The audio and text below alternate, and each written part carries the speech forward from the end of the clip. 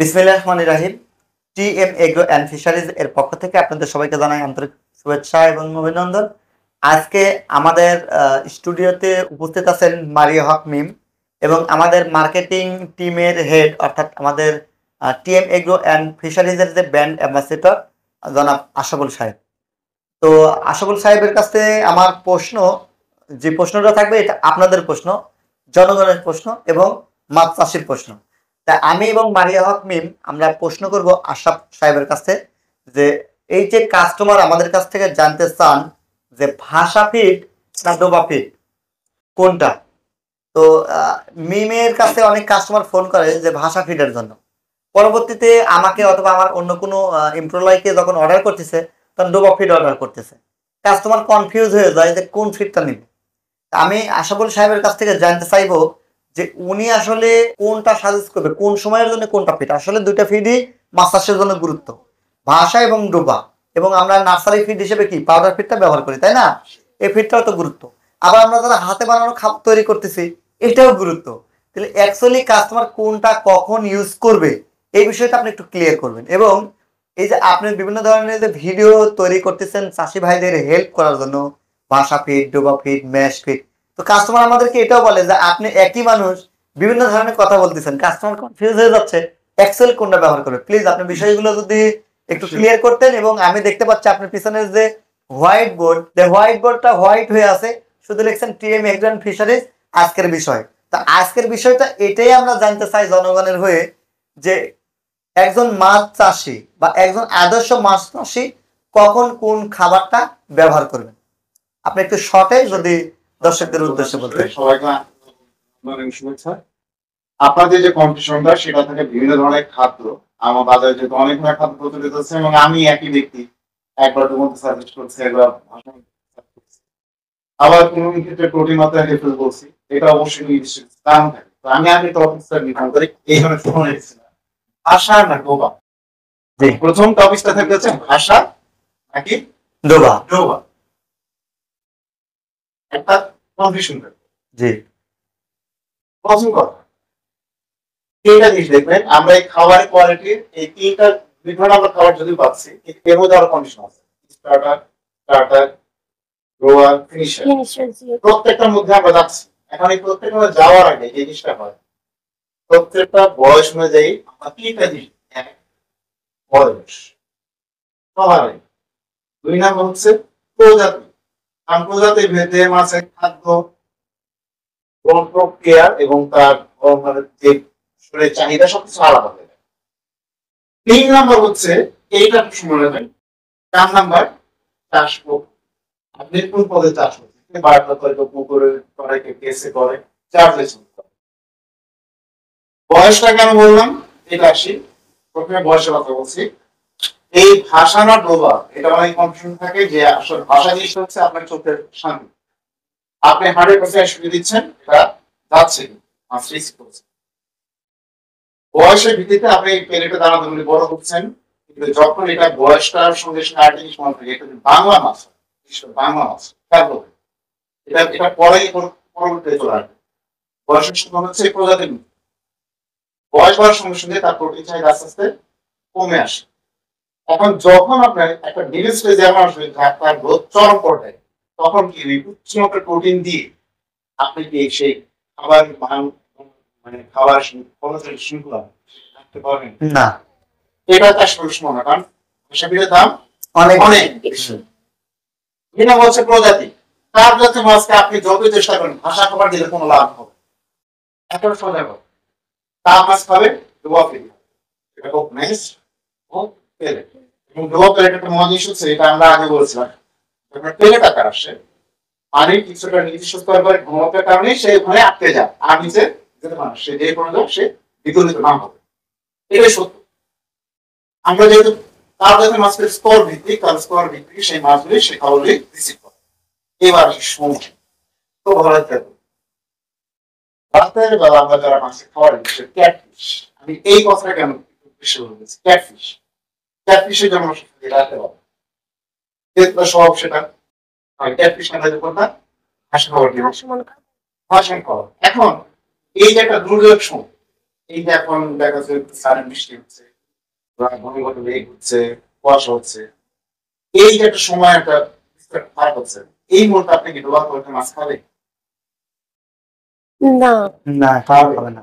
আপনার খাওয়াটা শর্ট টাইমে খাওয়া আমার তিনটে জিনিস মনে রাখবে কি, এক হচ্ছে আমার টাইম শর্ট, সবগুলো মাছকে রিসিভ করতে হবে। তাহলে আপনাকে আকাশটা ক্লিয়ার হচ্ছে, ওই মুহূর্তে আপনার ডোবা খাওয়ার জন্য আপনার ওয়েট করতে হবে কখন সেটা মাছ রিসিভ করবে। সেই সময় নিশ্চিত জন্য সময়ের ভিত্তিতে ঘাস খাবার দিতে হবে। তাহলে দেখেন এখানে তো ঘাসের ডোবা আমার দিচ্ছি, এবার সে চাষাবাদ করবে। খুব ভালো খেয়াল করবেন যারা ট্যাঙ্ক, তারপর হচ্ছে বায়োফ্লোর করছে, ট্যাঙ্ক করছে, তারপর করছে, তারা যদি ডোবা ইউজ করে তাদের কোনদিন কাজে আসবে না, কারণ তাদের গঠন ভাষায় খুব ডোবা, কিন্তু ভাষা খাবারটা দেওয়াটা বেটার, কারণ আমরা ওই সিস্টেমে যে চাষগুলি করি সেগুলি হচ্ছে সম্পূর্ণ মাটি একটা স্পর্শ ছাড়া। ডোবা খাবার যখন মাটি স্পর্শে যাবে তখন সেটিকে আপনি সম্পূর্ণ দিয়ে যেতে পারেন। তাহলে এই চারটা পদ্ধতি আপনি নেবেন, চারটা বিষয় নেবেন। আরেকটা নয় জিনিস নেবেন, খুব ভালো খেয়াল করবেন। চাষির যদি এবিলিটি থাকে, আমার বিস্তর খরচ করার রাস্তা আছে, কারণ আমরা এখন যেটা করি ঘন সন্নিবেশ মাছ চাষ করি, তাহলে মাছের খাদ্যের সার মাল্টিভিটামিন লাগে, অনেক কিছু লাগে।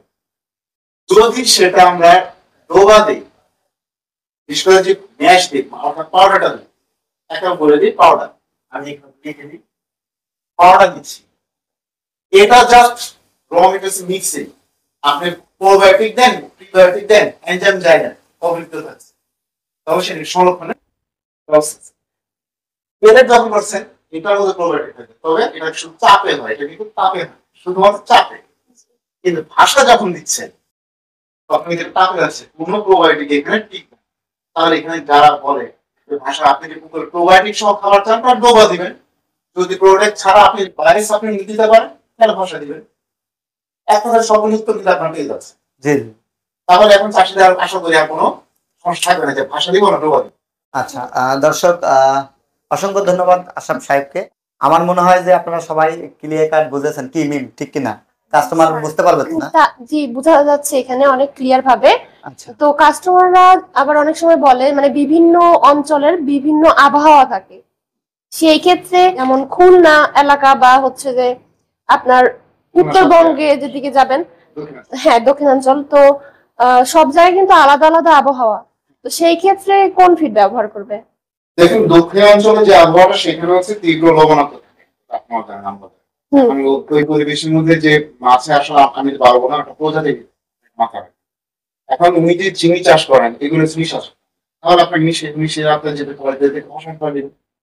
আর যদি চিংড়ি একেবারে একান্ত নিবিড় ভাবে যদি চিংড়ি করেন তাহলে সেটা ডোবা দিতে হবে, একবার ডাইরেক্ট ডোবা দেন যদি নিবিড় করেন। কিন্তু আমরা এই করে কি এখন খুলনা বাগের সব চিংড়ির সঙ্গে তখনই কিন্তু সমস্যা হয়ে যাচ্ছে।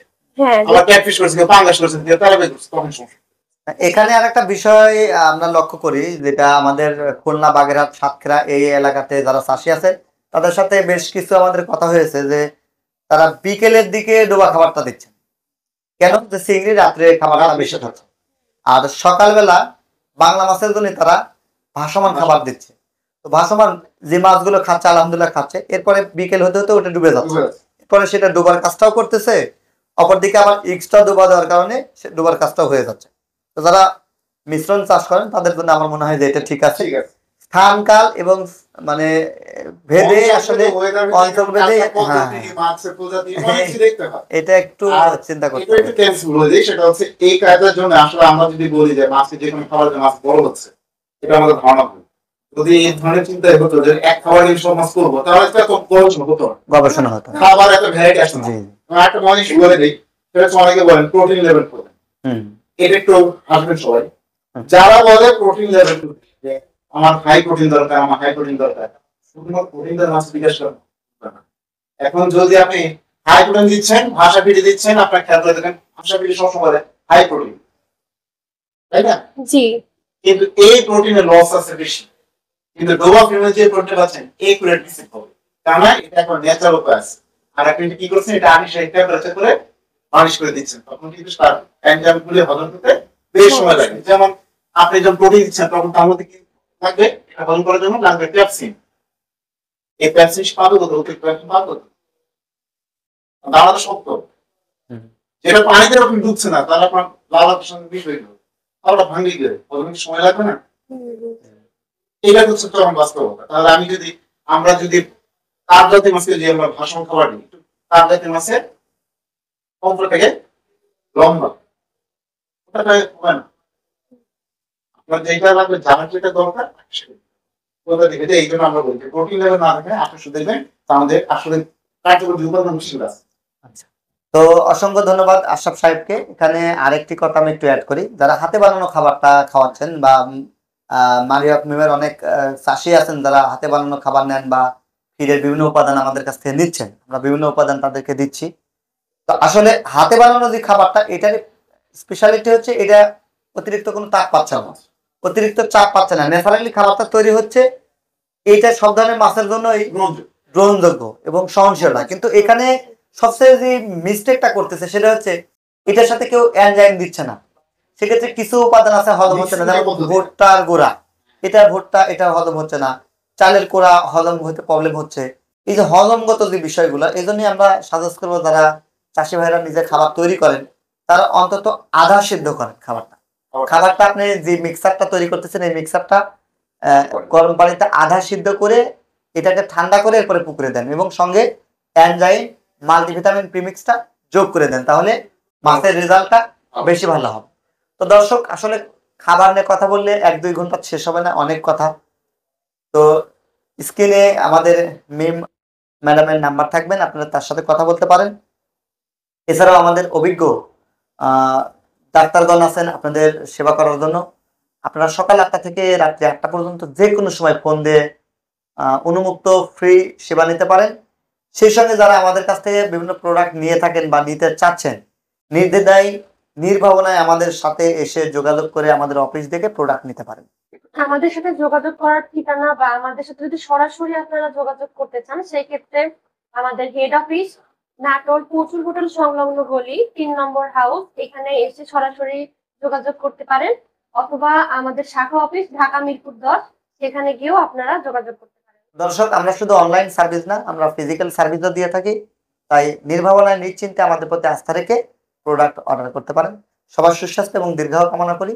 সেই সঙ্গে আজকে ধন্যবাদ জানাচ্ছি আমার মারিয়া হক মিম ম্যাডামকে এবং সেই সঙ্গে ধন্যবাদ জানাই আমার আশরাফ সাহেবকে। আল্লাহ হাফেজ।